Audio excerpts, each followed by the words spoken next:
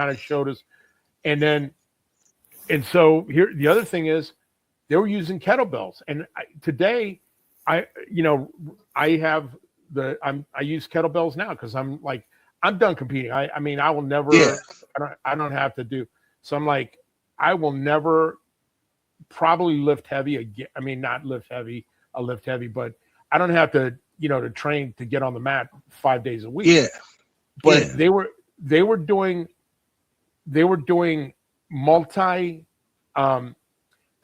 compound movements and isolation movements with kettlebells. And if you haven't seen isolation movements with kettlebells, you have no idea how fucking strong you will get.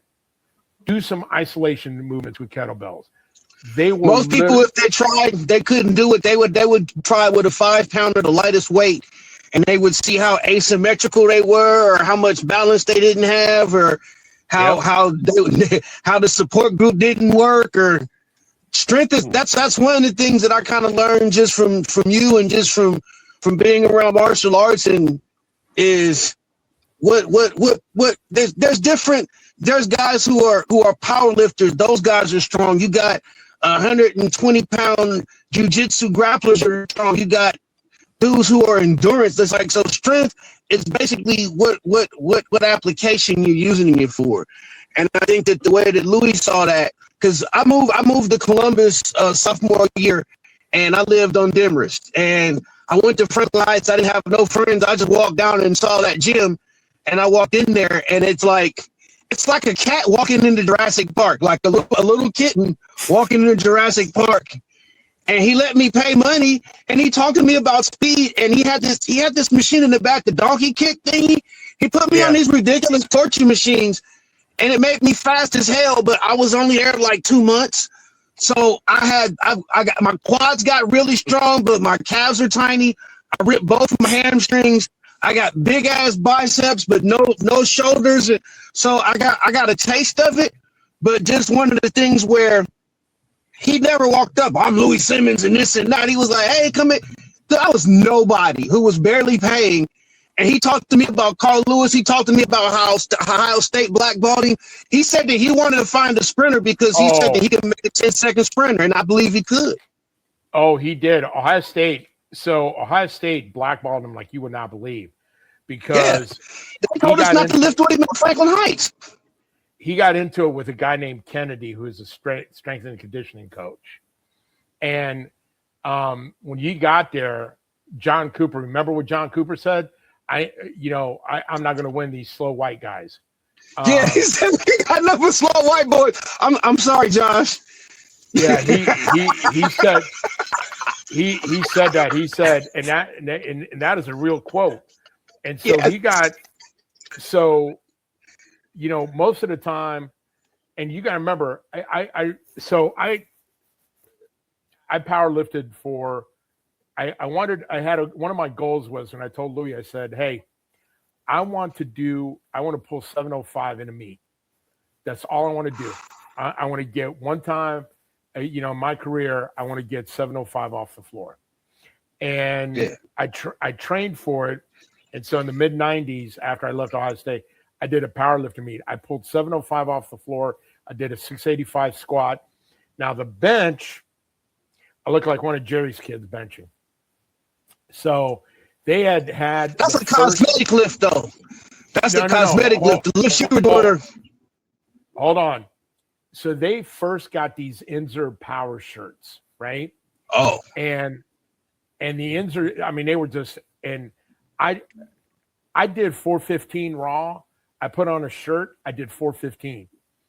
And we're at a meet, and this guy in my bench looked so ugly in a shirt because I didn't have enough time to train in it to get ready. This guy goes up to Louie. He goes, hey, is that guy special needs? And Louie goes, I swear to God, Louie just says, no, he's a wrestler. And it was a funny shit ever. But, I pulled 705. I missed 728. I missed 730. I got it I almost got it to my knees. I just couldn't lock. And but I got 685 squat. And this is, back when they didn't have all the suits. I think if I would have had time to train and but one of the things I didn't stay in powerlifting, I stayed and worked out, but I never stayed because I was still wrestling. And I coached at Ohio State out in the early 2000s with Russ. So I had to get on the mat, and there's only so much you can do. You can pick one sport. And also in the 90s, I went to Japan and tested for my black belt. Well, I tested for my knee dan with Masa. So you've got to kind of pick and choose. You can't be, these guys, I could play multiple sports. Yeah, you can if you don't need the same. If you can't play jack of all trades, master of none. Yeah, but there's more to that. But anyway, there's more to that quote. Yeah. But the problem is, again, is if you're getting on the mat, you don't have time to power lift. And one of the things that Louie, have you ever heard the story about why he acquired the volume training at Westside? No. Okay. So the USPA used to be the number one powerlifting association. And now there's a few. I think it's a WPA and a couple of them. But they went to a meet, and they were expecting 100 lifters there. And they usually, back in the day, they used to have, powerlifting would have guys who'd show up, they'd have 100 guys 10 deep in each weight class, right? And, sometimes they'd have, 15 guys in a weight class. So they get to the meet and only about 60 guys show up. And so all the flights start going quicker, and his guys bomb because they had not done volume work. And he's like, it was almost cardio. They had to hop right back on, hop right back on, hop right back on. And then that's one of the things that he trained. And one of the things, if you look at the book of methods by Louie, is he always talked about you have to adapt. If you're going to, you're not going to lift heavy weights by doing multiple reps of light weights. You're not going to be able to do that. Now, speaking of that, I got another question. You were raised in judo and powerlifting and wrestling, and you've been to Russia and Japan. If magic wand, you had a chance to be raised in any other combat sports discipline, you'd be like, man, it would have been cool to come up in combat sambo, or what would it have been? I did sambo for the Marine Corps. There's not another. I would have now. I would have wrestling, and I'm going to say this: wrestling and judo, is the in wrestling and judo is probably the two best background you could have. Because I've, and I laugh about this all the time. I've wrist locked black belts. I've gotten on the back. I've gotten on the mat with people, and they're like, I've wrist locked Mark Coleman. He got mad about that. I'm gonna tell you this: judo hurts. Oh yeah. When that shit gets applied to you, and when I started MMA, I thought judo was. And like they said, you're hitting someone with the earth. When somebody knows how to do this, the tosses, and when they actually toss you over and you hit the body and the wind leaves your diaphragm. And then the wrist locks. How do you get that? That's even because I almost feel like jiu-jitsu. It almost became like karate, strip mall karate after a while, because you had all these people who it became cultish. But then something like judo or wrestling, there is no soft wrestling. There is no gentle way to wrestle. And the other, you also got to remember too, though, in Japan, I'll give you an example of this, and I've said this over and over again. Every year, the Tokyo Police has not now, but the Tokyo Police used to have a challenge: is what form of martial art are they going to teach to their police officers? And they had a tournament, which was judo versus jiu-jitsu, and judo won. and I've gone. I was raised by a Kodokan judo black belt who taught me, and I look at some of the judo that is done in the U.S. right now. It's not very good.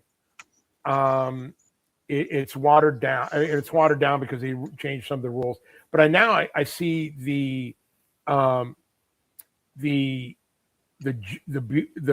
jiu-jitsu is being watered down because it's become a sport, and the guys are like, it's been monetized. Yeah, and if you got in the guard on the street, you've already lost. Oh yeah, you're on the back on some concrete. You're gonna get kicked in your head. And I look at it like this. One of the guys, and I learned my wrist lock, and I've shared this with Chris before. There's a guy by the name of Danny Inosanto. So when I was out in California, he taught. He used to come and teach us. Bruce Lee, IMB Academy, Jeet Kune Do, Dan Inosanto. Yeah. So he would come and teach Marines at Camp Pendleton on hand-to-hand, hand to hand and close quarter grit. I mean, combatives, whatever you wanted to call them. And he taught me a wrist lock, and he taught me some other stuff. And so we used to go train with him. And there's another guy by the name of Gene LeBell. Judo Gene! And him and Paul Anderson were over in Huntington Beach. And we would go train with them a couple times a month. And they would just beat the ever-living piss out of us. I mean, I'm not just strong, but I'm Marine strong. You get on the mat with these guys and some of the shit that they would do to you, I'm like, fuck. You feel like a little kid. Like, you feel like you just took, the last cookie and your mom's chasing you around the house with a slipper. Yeah. I get on the mat with Gene, and I we're rolling, we're doing a waza, and I get him in, I'm trying to do a side pass, and next thing I know, he's got me in a Kimura, and I'm like, I can't do shit. And I'm sitting there tapping, I'm like, God damn it. You're and you realize what the level is. And there's a saying in every new level has a new devil. And so it took me till about 1987 to get to a point that I could get on the mat and stay with anybody. Because it was, because in '86 when I tried out for the Marine Corps team, I got cooked. I mean, I just was not good enough. So I went on float in '86, going '85, '86, and going. All I did in ship was go out and I lifted. Didn't drink. I'd go out to the gym, lift, go out to town. But I lifted almost out of the 195 days we were on float. I had a journal. I lifted 192 of them.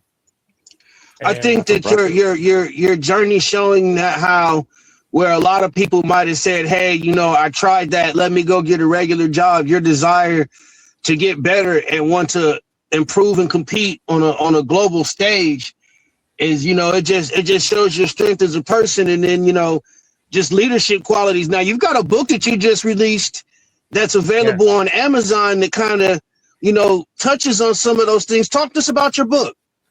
So one of the things that I look back at I look back at my life, right? Mm-hmm. And I've had, I got to say this, I've met some really exceptional men in my lifetime that had, a very, I don't know how to say it. They've had a big impact on me because one of the things I've said before, and I've gotten hate for this, I said, it takes a man to raise a man. You can't, a woman can't raise a man. She can raise a child who's male, but she can't raise a man. And the problem is there's certain things you need a man to teach you how to do. Because in every conversation you have with a man, at the back of your mind is, if I say something stupid and jacked up to him, he's going to hit me with the right cross. And And people forget that men talk with men, because at the end of the day, you don't, there's a guy that I got on the mat with that if you looked at him out in town, that's your accountant. You get on the mat with him and all of a sudden he's buggy choking you and you're trying to figure out, why you can't breathe. And me and Josh met, not to interrupt, but we met playing semi-pro football for a team in Columbus that was originally called the Battle Stars, that played at an old Mohawk field and then became the Columbus Fire. And it was that situation where I started playing at age 20, and a lot of those men were people that I looked up to and raised me. And at first glance, you come in there's some dudes that's intimidating, and it's like, you're not going to talk to a Kevin Hall the wrong way, or even a King Drafton. And it's like, and Kevin's, he's a corrections officer, but it's like, when you see a man, it was like, all right, that's how I want to carry myself. I don't want to be somebody that's disrespectful or disrespected. I want to stand for something. I want to be somebody that, people can look at and trust, and that other men respect and maybe even fear a little bit. And then the only way to build that is, like you said, is to be around other men of substance. So just I don't want to interrupt you, but that really speaks to me and Josh and how we actually met and our journey and what we kind of want this about. This is really about, man, I almost look at it, things after the pandemic. I feel like people need to be re-socialized, because everybody was sent home, and now it's so predicated on social media and these interactions that aren't real, that nothing is real anymore. And like, you even talked about the grip strength, and grip strength talked about virility, and men is like, man, these motherfuckers ain't got a grip no more, George. Hey, I grabbed you and you didn't know what to fucking do except sit there and go, please stop. That's what I'm raised. I got that would be the proper response. I've grabbed people, and and as you get older, I try not to. I'm not going to fight unless I need to, but I have bear grip strength. And part of that comes, the reason he called me a bear is because I was on campus and wrestled the bear and threw him. Foot swept him, actually. What club was that at? High Energy, boy. I remember High Energy. You beat the bear at High Energy? No. I had that bitch on his back. So he stands up and he takes a step forward, and as he's taking a step, I foot sweep him, right? I got that bear on his back, and I'm holding him. I mean, I've got him down. And the thing about bears that they don't tell you is they have multiple shoulder joints, so they can do this kind of thing. Like if you ever want, and you can't hold them flat. And I've got him down there for a good 20 seconds, and then he's starting to get pissed. He is now. He's to the point that he is now starting to get mad, and I'm like, and then he does this roar, and he like bumps me off, and I can't hold him down, and he gets up. Now he's mad. Yeah. And he's like, motherfucker, I am a bear. I just got thrown by a Greek man. I don't know, Yeah. And I start having it, and he starts getting mad. I'm like, nope, I'm done. I slide out the ring, and bear got teeth. I'm like, yeah, let him deal with you. You let the handler take care of that. Let the handler deal with that, because I'm gonna go have a euro and a beer. But we used to do here's the thing. We used to do hard work that built grip strength. When we used to have to shovel shit at the barn to put it in a wheelbarrow, I mean, that takes grip strength. And the problem is also too, we used to play and do things that also needed grip strength. Yeah. Like we used to, I know this is going to sound really stupid, but when we used to climb trees.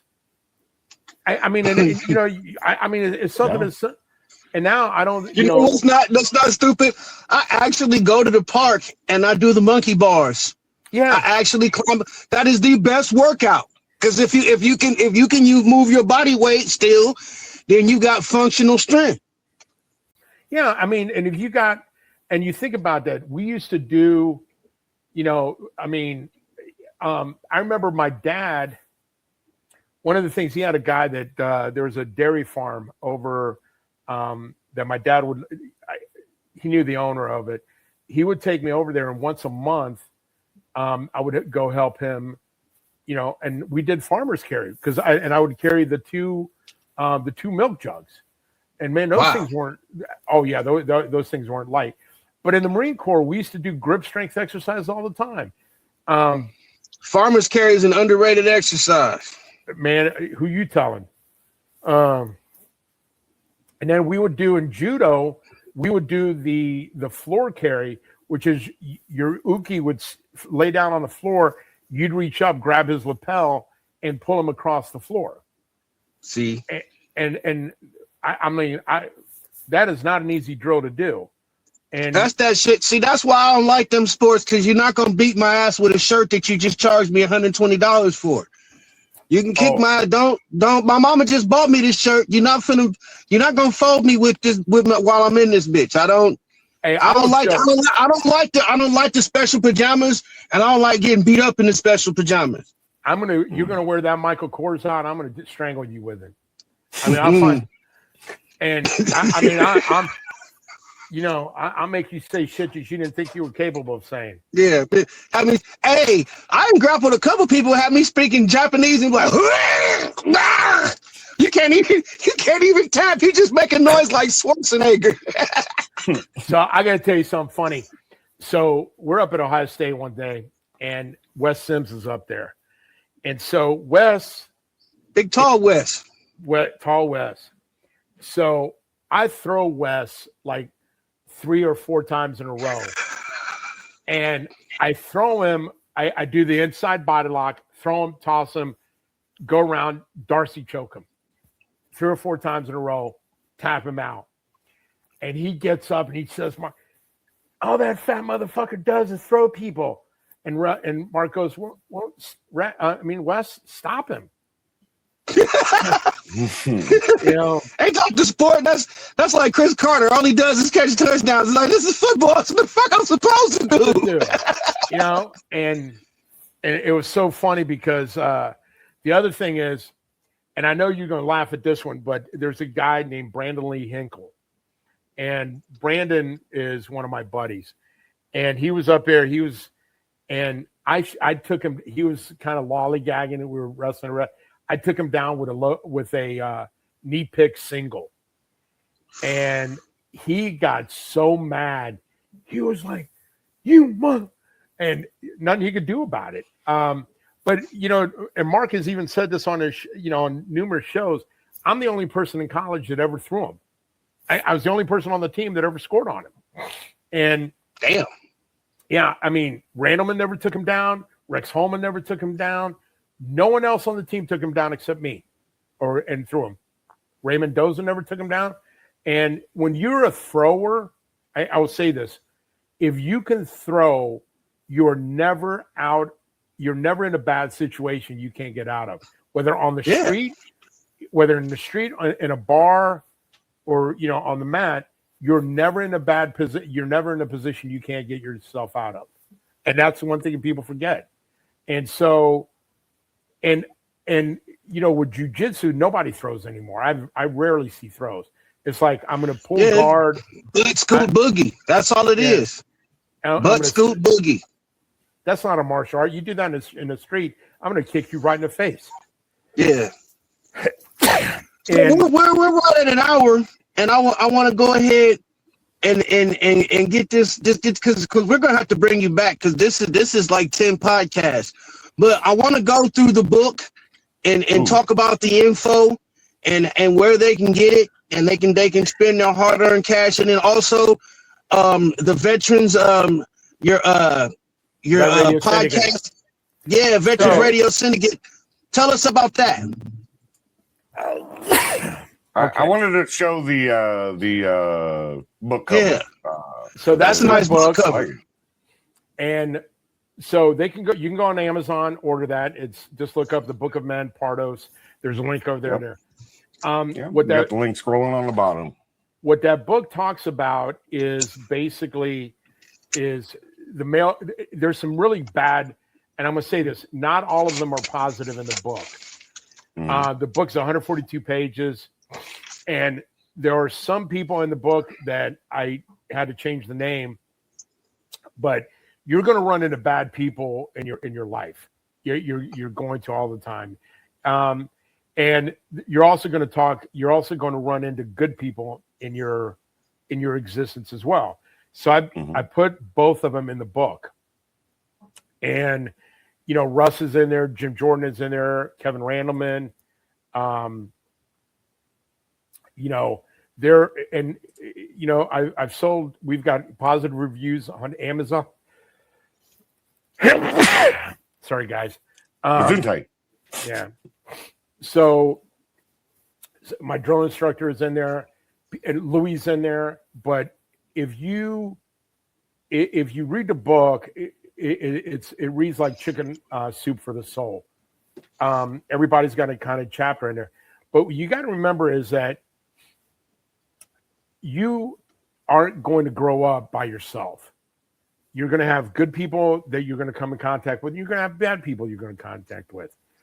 And both of them are going to teach you something that you're going to carry away with you. You're going to, even if you've had a friend rip you off, you're going to learn, hey, maybe next time not to be so trusting. Or you're going to have that friend that shows up at 2:00 in the morning to help you change your tire and doesn't ask any questions. And you're going to say, yeah, that's the kind of person I want in my corner. But if you don't have good people in your corner, if you've never crossed bad people, you're never going to see what the good people are. And if you don't have good experiences with people, then you might need to change the people you're surrounded by. Yeah. Because if you're never going to grow, you're going to average what the top 5 people around you is what your income is going to be like. Because those are the values that are in there. So you think about the top 5 people that you hang around with, you're going to make as much money as they are. Because that's the mindset you surround yourself with. Why do you think billionaires hang out with billionaires? Well, because it's a mindset. And as the saying goes, it takes money to make money, else the pauper would be king. You have to surround yourself with superstars, or you have to surround yourself with good people. And one of the things that the book, because I cover some people in there that, like I said, aren't very good people. And they're also the people in there that are exceptional. Yeah. So tell us more about Veterans Radio Syndicate too, because I like it because it's a platform where you reach a lot of veterans, and it's not you allow other points of view, and it's not shamed, and you're very fair on there, and I think that's really important right now. So we started. One of the things that I decided to do in the last few years with Vet Radio Syndicate, which is our webpage, come follow us, is we decided to start reporting news the way, with is basically a sit rep version. If you get a sit rep in the military, it's got, there's a term in the Marine Corps called BAMSIS. But we decided to start reporting news without the bias, without the left or the right, and say, hey, this is what's going on. Take away from it what you decide, but at least we're going to give you the information without a bias or left-leaning or right-leaning or a left-leaning or right-leaning viewpoint. Because what we think is important to you is to know what's going on. Yeah, and then you can decide. We'll give you the info and then let you decide. We're not going to decide for you. Yeah, and as a result, last year alone, we had 208 million views. And that's what we reached last year. We're up to 245,000 followers. And a lot of that has to do with the fact that the stories, we cover a lot of the stories. We cover the defense news, current events. We cover men's mental health. We cover recovery, addiction. So we cover a lot of those things that affect men and, veterans as well. I mean, we've covered, military sexual assault to women and to men. So we cover some subjects that are taboo. And we cover a lot of those things, which a lot of other sites don't. And as they do the ostrich thing. They just hide their head in the sand. Yeah. Mm-hmm. Well, I want to thank you for your time. Way, this is Ale8. If any of you guys want to, so this is Ale8. This is one of the best drinks ever. How much sugar's in it? All of it. No. I got to watch my sugar. There's only 11 grams. It's 120 calories for this. It's my only vice. It's not bad, but it's ginger ale. Not bad. I have had it before. It's been a long time. I do have two real quick things I wanted to mention. Okay. Not really a question, just more of a, I've been dealing with some of these topics and, actually been on the topic of role models, both good and bad, in therapy recently, which it kind of opened your mind. Like I never really sat down and thought of it. But definitely intrigued to read your book. I haven't ordered it yet, but I'll throw that back up here just in case. I did follow you on Facebook for the Veteran Radio Syndicate. So you have one more follower now. So yeah, we'll definitely spread the word on that. And you mentioned something earlier that you were talking about how something about learning from loss. Like you got to learn from every situation. And I actually said this quote to Chris. What was it yesterday? No, it was actually this morning, I think. That the only true loss is the one that you didn't learn from. Yeah. So it's okay to lose, just don't lose the lesson. Yeah. Exactly. And you got to remember too is also if you believe in if you believe in whatever, in a spiritual cause and a higher power, whatever, the purpose of life is to mature your soul, is to become a better person today than you were yesterday. Now, if you think about that, if things were easy, would you learn from that? Not at all. No. And if everything was always hard, you're not going to learn from that either. So you got to have a balance. You got to say, okay, there are some things that are going to be easy. There's some things that are going to be hard. And you put those together and you have a life balance. Mm-hmm. And, and there's an old Greek saying, it's, work until you're tired, play till you're bored. And so, you have to mix both together. And one of the things that you also have to think about is one of the things that Louie, that Louie talked in the gym.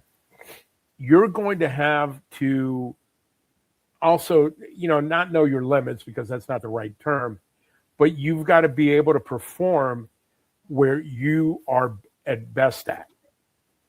And you have to be realistic. I mean, if you're 135, if you're 198, if you're 185 or 181 or 163, you're not going to total 2,000.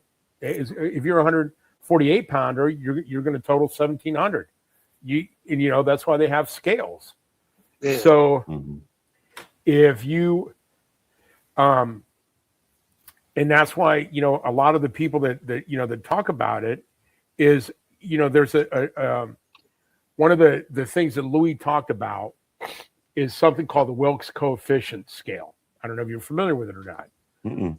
But the Wilks coefficient tells you exactly how strong you are based on your numbers against your competition. And sorry about that. I don't know. Bless you. Yeah, I was on this Pollen season. Yeah. Yes. But the Wilks coefficient, one of the reasons that's important is if you look it up, it tells you where you're at against the people that are your size. So if you're a 180 pounder, it's going to tell you what the people are putting up. And it's also going to tell you exactly where you're at. And the thing about it is, and Louis said, when you try to outscale your performance, you make mistakes. And he talked about it. It's called the law of accommodation. If you're, you know, a typical 400-pound bencher and you go to 450, what happens? You're going to get hurt. Mm-hmm. So you have what's called the optimal performance range. Well, you've got to be realistic about it. And that is the one thing that, you know, in whatever you're doing, you know, you hear some idiots going, well, I'm going to do this. No, you're not. You're not. You're just not. You can't do that. Mm-hmm. You know, if even at world class, think about this. The difference between being a gold medalist in the 100-yard meters, the difference between being a gold medalist or watching the podium is less than a third of a second.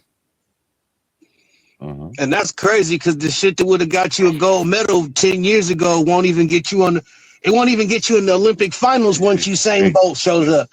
People are running what Carl Lewis ran in high school now.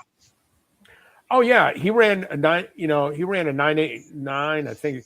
But now you got high school kids running sub 10s. Yeah, Texas. And that's just crazy. And again, here I'm gonna bring this up, and I want you to think about this, Chris. At the enhanced games that they said, oh, all you got to do is take the sauce. You get on the sauce. You get on the sauce. You'll be there. No, guys got on the sauce and ran at the enhanced games. They didn't beat high school kids with their times. Yeah. So you can't put in what God ain't put in. You can cheat, but if you just take a bunch of shit and you're not doing the work, you're just gonna have a bunch of shit in your body. Yeah. Mm-hmm. And Louis has had. I mean, just to give you a prime example, Louis had elite lifters that were clean, that were you know. So you can't say, oh man, all you need to do is go to Westside Lift and be on the sauce, and you're gonna. No, you got to put in the work. Yeah. And he had, it's not the same. I did tell you a funny story about. We were talking about this, the Russian method. So he had this guy from Russia came over to work with Louis for a little bit. Mm-hmm. His name's Vladimir. One day we're in the gym, and there's 405 on the bar, 4 plates. And somehow in this like conversation with Vladimir, Louis asks him, "Can you lift that?" He goes, "Yeah, I lift that. I lift it up." He steps on the bar and he cleans and jerks 405. Like, whoop, yeah. Then pops it out, put it over his head, and then drops it down and almost broke the wood platform that was on. Louis had asked him if he could just lift it, like just to do it. And the guy just, he was like, "Yeah, the guy can fucking clean and jerk 460." And that's a life lesson. Don't be fucking with Russians. We get them Russians and Brazilians. Get them motherfuckers and people from the west side of Columbus. Get them people plenty of room. Yeah, plenty of leeway. That's solid advice, Chris. Solid advice. Yeah, and if you see a guy with cauliflower ears, don't. Just there's no equation that this. If you go up to the guy with cauliflower ears, that this equation is going to end with you on the positive side. It's the same. You're gonna be needing a positive blood transfusion. But like I said, we're gonna go ahead and wrap this up. I really want to thank you for your time, George, and this is gonna be a regular thing. We're gonna get you rescheduled. One more time, give us a shout out, Veterans Radio Syndicate, and the book name. It's called The Book of Men, Georgios Pardos. It's available on Amazon. It's shortly going to be available on the VRS site, but we just wanted to get it out on Amazon first, get some reviews. We've had right now it's rated at, we've got 4.8 stars on Amazon. And so it's doing well. All right. I want to thank you, Josh. It's been great. We're going to get them lined up. Thank you for being on this episode of It's Not Fuss. We call this Special Teams Unit because we're on kickoff team together, and we want to get all our friends gathered up so we can just run down like wild men. And I want to thank you for being on our first episode of STU, and we'll see y'all next time. All right. Thank you, George. Thank you. All right. We'll be talking. What up, everybody?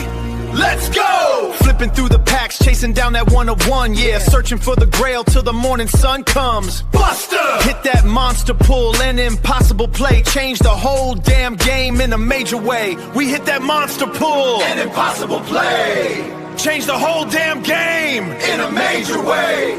Whoa!